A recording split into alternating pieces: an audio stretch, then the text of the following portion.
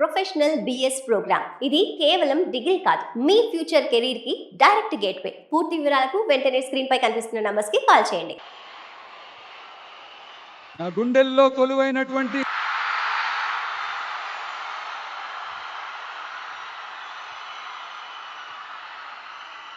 తమిళనాడు ప్రజలైన మీ అందరికీ నా నమస్కారాలు, నా ధన్యవాదాలు.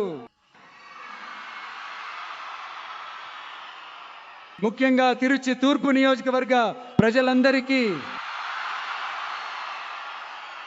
నా యొక్క ప్రత్యేకమైన వందనాలు, నా యొక్క ప్రత్యేకమైన కృతజ్ఞతలు నేను తెలియజేసుకుంటున్నాను. నేను ఎందుకులా అంటున్నానంటే, నన్ను ఇప్పుడు పెరంబూరు ఎమ్మెల్యే అని అంటారు, కానీ అది కేవలం ఎన్నికల సంఘం వారి చట్ట నిబంధనల వరకే.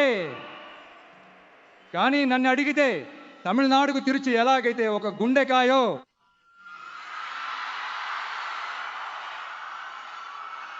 అలాగే నా గుండెకు తిరుచి తూర్పు ప్రజలు కూడా చాలా చాలా దగ్గరి వాళ్ళు. అందులో ఏ మార్పు లేదు, సరేనా?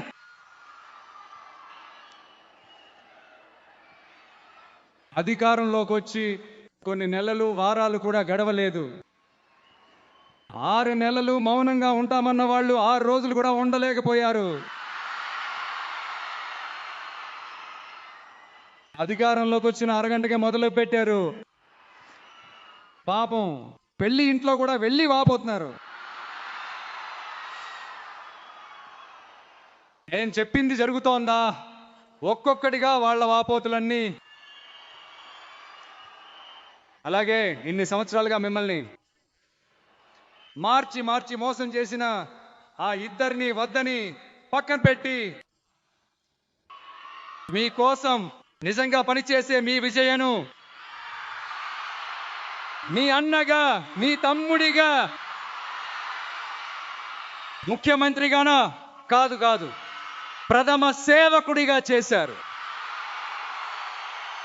తల వంచి తమిళనాడు ప్రజలందరికీ ఈ సమయంలో నా కృతజ్ఞతలు తెలియజేసుకుంటున్నాను. ఈ సమయంలో మాకు మద్దతు తెలిపినటువంటి అన్ని ఉద్యమాలకు, ఆ ఉద్యమ నాయకులందరికీ మరోసారి నా కృతజ్ఞతలు తెలియజేసుకుంటున్నాను.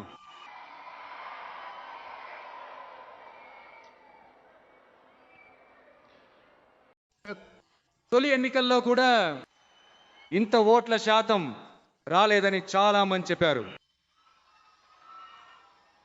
కానీ మీరు టీవీకేకి అంతగా మద్దతు ఇచ్చారు. నేను ఎంజీఆర్ గారితో పోల్చుకోను. ఎంజీఆరే. కానీ మనం పెరియార్ అన్నా ఎంజీఆర్ గారి దారిలో ప్రేమతో పనిచేయడానికి వచ్చిన మీ విజయ్ అంతే. 77లో మీరు వేయని ఓటుని 2026లో మీరు వేశారు. అదేంటంటే, మీరు ఇంకొంచెం ఎక్కువగా మద్దతు ఇచ్చి ఉంటే కనుక ఇంకా కొంచెం బాగుండేది. కానీ పర్వాలేదులే, భవిష్యత్తులో రాబోయే ప్రతి ఎన్నికలోనూ మీ పూర్తి మద్దతు నేను పొందగలను అనే ఆ ఒక్క నమ్మకం ఇప్పుడు నా మనసులో చాలా బలంగా నాటుకుపోయింది. ఎందుకంటే మీరు ఏర్పాటు చేసిన ఈ ప్రభుత్వంలో అన్ని మంచి విషయాలను మీరు కల్లారా చూడబోతున్నారనే ఆ విశ్వాసం కూడా ఇప్పుడు నా మనసులో చాలా బలంగా నాటుకుపోయింది. ఎవరు ఏ స్థాయికి, ఏ పదవికి వెళ్ళినా ఈ ఎగతాళి హేళన చేసే మాటలు ఉంటూనే ఉంటాయి. మనల్ని గురించి, మన రాజకీయాల గురించి, మన మాటల గురించి ఈ ఎగతాళి హేళన చేస్తూ మాట్లాడుతూనే ఉంటారు. వాళ్ళందరికీ నా వైపు నుండి ఒకే ఒక విన్నపం: దయచేసి ఆపకండి, దయచేసి కొనసాగించండి. నాకు శక్తినిచ్చేది మీరే. మీరు మాట్లాడుతూనే ఉండండి. నేను ప్రజలకు మంచి చేస్తూనే ఉంటాను. తర్వాత ఇప్పుడు మనం కొత్తగా సూట్లు వేసుకొని, ఈ కోటు సూటు గురించి కూడా చాలా మంది అడుగుతున్నారు, మనం కూడా వేసుకోకూడదా అని. అధికారం ఆధిపత్యం ఉన్నవాళ్ళే కోటు సూటు వేసుకోవాలా? అలాంటిదేమీ లేదు. నేనేమైనా రంగు రంగులవి వేసుకొస్తున్నానా? రెండే రంగులు, మన మనసులాగే నలుపు తెలుపు. అన్నింట్లోనూ ఈ విజయ్ నలుపు తెలుపులా ఉంటాడని చూపించడానికే ఆ రంగు. ఇక ఆ నలుపు ఎవరిని దేనిని సూచిస్తుందో నేను చెప్పక్కర్లేదు, అది మీకే బాగా తెలుసు. అన్నింటికీ ఇలా కారణాలు చెప్తూ నచ్చ పెట్టే రకాన్ని కాదు నేను. మీకే తెలుసు నేను ఏ సమావేశంలోనైనా 20 నిమిషాల లోపే మాట్లాడాను. అందుకే ప్రజలు నాతో ఏమంటున్నారంటే, నాయనా విజయ్, నువ్వు మా కోసం పని చేయడానికి వచ్చావు, ఆ పని చూసుకో, నిన్ను అనే వాళ్ళని మేము చూసుకుంటాం అని నాకు చెప్పేశారు. సరే, అయిందేదో అయింది. మరిప్పుడు నీకు శత్రువులే లేరా అని అడిగితే అట్లా నేను చెప్పను, అలా నేను అనుకోకూడదు. ఇప్పుడు కూడా చెప్తున్నా, రాజకీయంగా చెప్తున్నా, పోటీ అనేది కేవలం రెండు వర్గాల మధ్య. ఒకరు వాళ్ళైతే మరొకరు వీళ్ళు. ఒకటి టీవీకే, ఇంకొకటి డిఎంకే. వీళ్ళిద్దరి మధ్యలో వేరే ఎవరికి కూడా ఏ పని లేదు. ఏమైనా ఉందని మీరంటారా? ఎన్నికలకు ముందు వాళ్ళకి ఏ పని లేదు, ఇప్పుడు ఎన్నికల తర్వాత అయితే పూర్తిగా పనే లేదు. కానీ ఈ డిఎంకే వాళ్ళు కూడా ఇంకా ఎంతో మంది కలిసికట్టుగా ఈ విజయ్ పాలన రాకూడదని చెప్పి ఒక పెద్ద నాటకమే ఆడారు కదా ఆ చివరి 5 రోజులు. అబ్బబ్బబ్బబ్బా, మనకందరికీ ఓహో ఇలాంటివి కూడా జరుగుతాయా, ఇదేం నాటకరా బాబు అనిపించింది కదా. కానీ భవిష్యత్తు ఏంటో ఇప్పుడు నేను చెప్తాను. మీకోసం నిజంగా పని చేయడానికి వచ్చిన ఈ విజయ, లేక ఈ విజయ్ పాలన ఏర్పడకూడదని అడ్డుకోవాలనుకున్న స్టాలిన్ గారా? అంతే. దీని మధ్యలో వేరే ఏ అల్లరి చిల్లర వాళ్ళు వచ్చి మనల్ని అడ్డుకోవడం, ఎదిరించడం లాంటి పనులు ఏమైనా చేస్తే దానికి మేము బాధ్యులం కాదు రాజా, మేము బాధ్యులం కాదు. ఫలితం ఎలా ఉంటుందో అది మీకే బాగా తెలుసు. మనల్ని ఎగతాళి చేస్తున్నామనుకుని వాళ్లకు వాళ్లే గొయ్యి తవ్వుకుంటున్నారు. డిఎంకే మనల్ని అడ్డుకునే కొద్దీ, డిఎంకే మనల్ని ఎదిరించే కొద్దీ, డిఎంకే మనల్ని అవమానించే కొద్దీ అదంతా మనకు మంచే.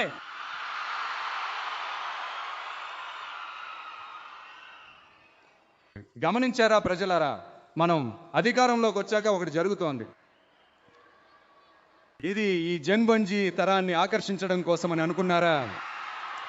ఇంగ్లీషు తెలుగు కలిపిన నివేదిక గురించి చెప్పడానికి అనుకున్నారా? ఆ తమాషా లేదు. లేదా వాస్తవాన్ని మరిచి రీల్స్ చేయడం గురించి అది చెప్పడానికి అనుకున్నారా? ఆ తమాషా కూడా కాదు. ఇక్కడ ఒక ముఖ్యమైన విషయం జరుగుతోంది.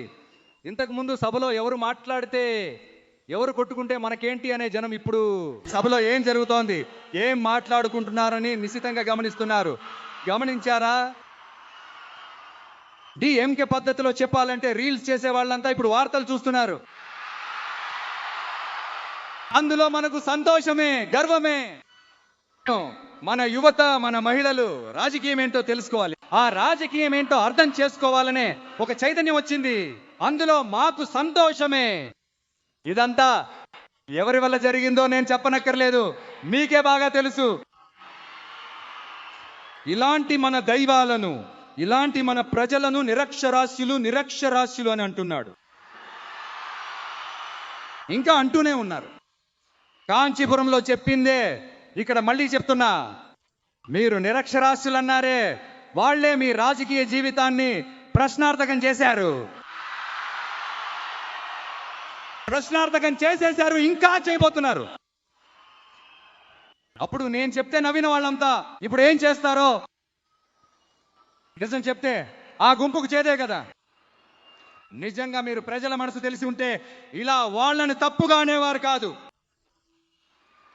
అదేంటి మళ్ళీ రాజకీయ అవగాహన లేకుండా జనం మాకు ఓటేశారట, ఈ ఆకర్షణకు లొంగిపోయి జనం మాకు ఓటేశారట.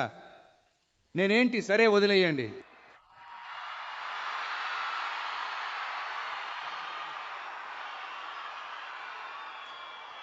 జనం వాళ్ళకి ఓటేస్తే మంచి వాళ్ళట, అదే జనం మాకు ఓటేస్తే చెడ్డవాళ్ళట, నిరక్షరాస్యులట. ఇదే ప్రజల కథయ్యా. ఇన్నేళ్లుగా మీకు ఓట్లేస్తూ ఉన్నారు. మీకు మాత్రం ఏంటి, వేరే గ్రహం నుండి వచ్చి ఓట్లు వేశారా? నిరక్షరాస్యులట, నిరక్షరాస్యులు. నోటి దాకా వస్తోంది కానీ అనట్లేదు. అన్న విజయకాంత్ అన్న చెప్పినట్లు అన్నా గారు పెట్టిన పార్టీని బానిసల శిబిరంగా మార్చింది ఎవరండి? ఇలా అంతా చేశాక నిజం చెప్పు సోదరా, రా చూద్దాం. మీ నిజమైన సోదరులు ఏం చెప్తున్నారో తెలుసా అయ్యా?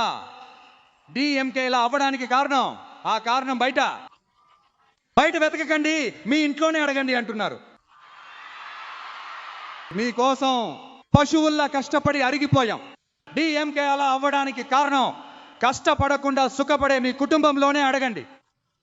ప్రతి డిఎంకే కార్యకర్త అదే చెబుతున్నాడు. అది అర్థం చేసుకోకుండా మమ్మల్ని, ప్రజల్ని తప్పుగా మాట్లాడితే ఈ విజయ్ వచ్చి ప్రశ్నిస్తాడు, ఊరుకోడు.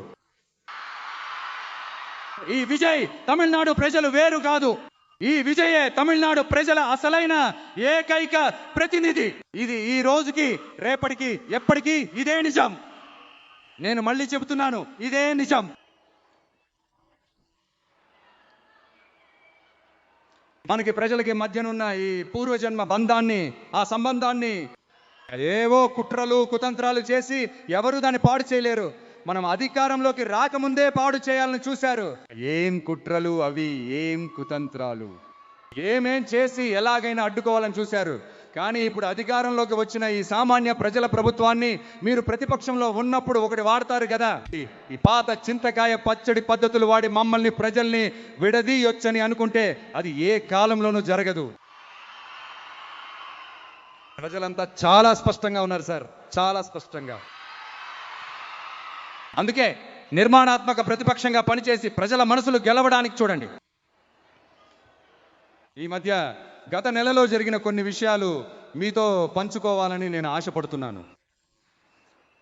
మేము ఈ 200 యూనిట్ల ఉచిత విద్యుత్ను ప్రకటించాం కదా, అందులో ఇప్పటికే ఉన్న 100 యూనిట్లు డిఎంకే ఇచ్చింది కాదు, అది మేడం జయలలిత గారు ఉన్నప్పుడే చేసి వెళ్ళింది.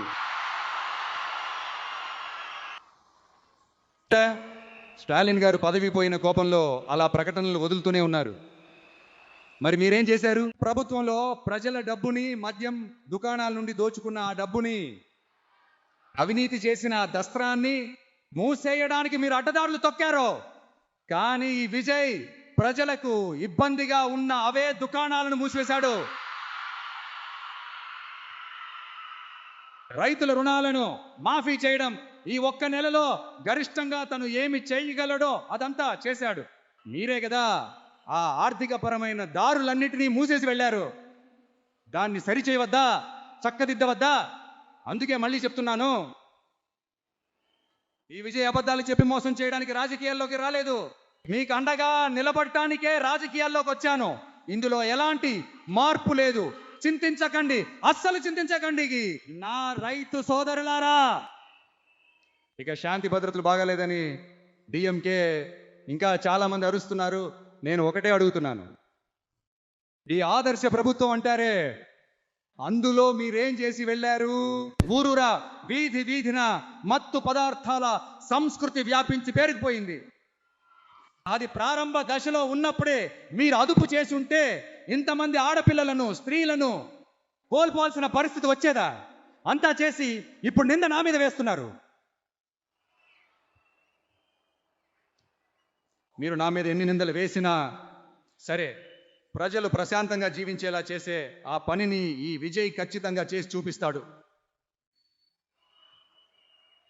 అందుకోసమే సమర్థులైన పోలీసు అధికారులను నియమించాను. సమర్థులైన ఆ పోలీసు అధికారుల బృందాన్ని నియమించాను. స్త్రీల భద్రతకై ఆ సింగపెన్ రక్షక దళాన్ని వచ్చే వారంలో దాన్ని ప్రారంభించబోతున్నాం.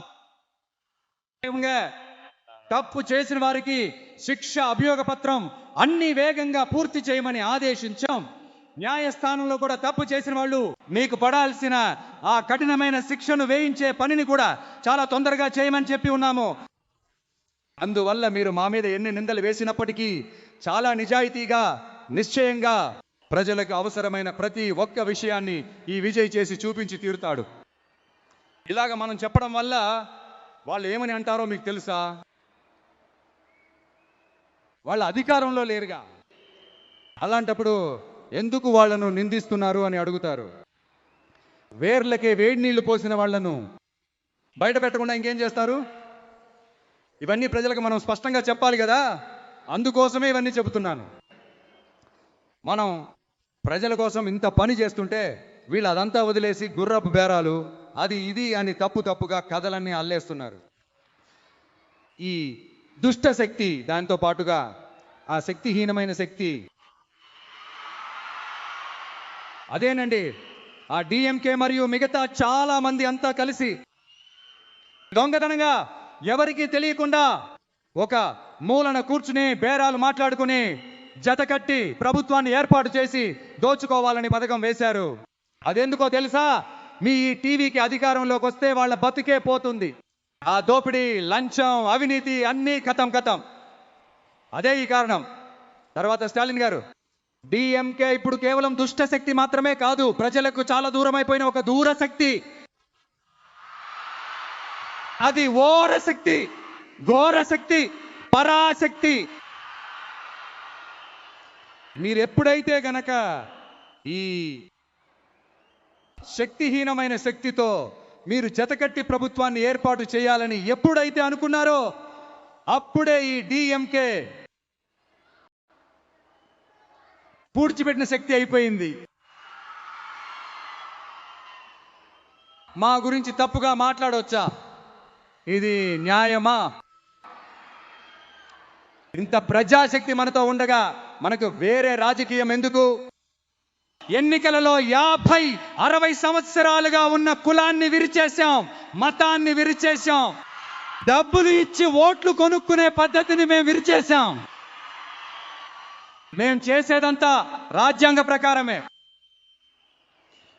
మాకు పూర్తి ఆధిక్యం వచ్చినప్పటికీ మమ్మల్ని నమ్మి పద్ధతిగా పొత్తులో మద్దతు ఇవ్వడానికి వచ్చే పార్టీలను కలుపుకొని పోతాం.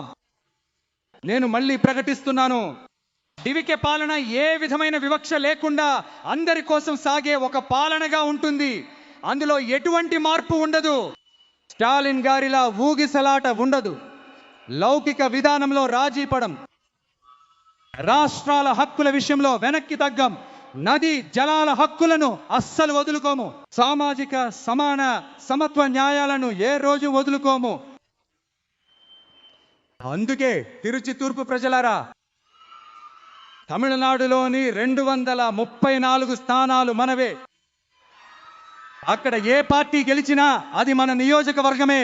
పెరంబూరు అయినా సరే, తిరుచి తూర్పు అయినా సరే, నాకు 2 కళ్ళతో సమానం. అందులో కూడా ఈ తిరుచి తూర్పు నా ముద్దు బిడ్డ లాంటిది. అందువల్ల రాబోయే ఉప ఎన్నికలలో మీ ఇంట్లో ఉండే మీలో ఒకరిని మా అభ్యర్థిగా నిలబెట్టబోతున్నాం. మీరు ఎలాగైతే ఈ విజయ్కి మద్దతిచ్చి ఓట్లు వేసి గెలిపించారో అలాగే రాబోయే ఉప ఎన్నికలలో మీ అభ్యర్థిని కూడా గెలిపిస్తారని ఆ నమ్మకం నాకు పూర్తిగా ఉంది. మీకోసం పనికి వచ్చాను. మీకోసం ప్రతిదీ జాగ్రత్తగా చేస్తాను. అవినీతి, లంచం లేని పాలన అందిస్తాను. నాకు తెలుసు అది ఒక్క రోజులో జరగదని. ఇది మాయ కాదు, కానీ ఒక రోజు దాన్ని చేసి చూపిస్తాను.